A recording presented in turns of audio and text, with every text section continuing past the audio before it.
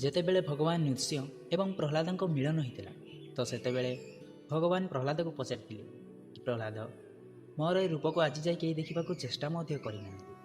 ବ୍ରହ୍ମଦେବ, ମହାଦେବ ଏମିତି ବଡ଼ ବଡ଼ ଦେବାଦେବୀ ମଧ୍ୟ ମୋର ଏହି ରୂପକୁ ଦେଖି ପଛକୁ ଫେରିଯାଆନ୍ତି, କାହିଁକିନା ମୋ ରୂପ ହିଁ ଏତେ ଭୟଙ୍କର। ତୁମ ପିତା ମଧ୍ୟ ମୋର ଏହି ରୂପକୁ ଦେଖିକି ବାର ବାର ଆଖି ବନ୍ଦ କରିଥିଲା। ତୁମକୁ ଭୟ ବି ଟିକେ ଲାଗିଲାନି ମୋର ଏହି ରୂପକୁ ଦେଖିକି? ସେତେବେଳେ ପ୍ରହ୍ଲାଦ କହିଲେ କି ଭଗବାନ, ମୁଁ ମନରେ ମନରେ ଗୋଟେ କଥା ଭାବିଥିଲି, ଯେତେବେଳେ ତୁମେ ମୋତେ ଦେଖା କରିବାକୁ ଆସିବ ମୁଁ ପ୍ରଥମେ ତୁମ ପାଦକୁ ଦେଖିବି। ଯେତେବେଳେ ତୁମ ପାଦରୁ ମୋ ମନ ଭରିଯିବ ମୁଁ ତୁମ ଆଣ୍ଠୁକୁ ଦେଖିବି। ଯେତେବେଳେ ତୁମ ଆଣ୍ଠୁରୁ ମୋ ମନ ଭରିଯିବ ସେତେବେଳେ ମୁଁ ତୁମ ନାଭିକୁ ଦେଖିବି। ତାପରେ ତୁମ ଛାତିକୁ ଦେଖିବି ଏବଂ ଶେଷରେ ମୁଁ ତୁମ ମୁଖକୁ ଦେଖିବି।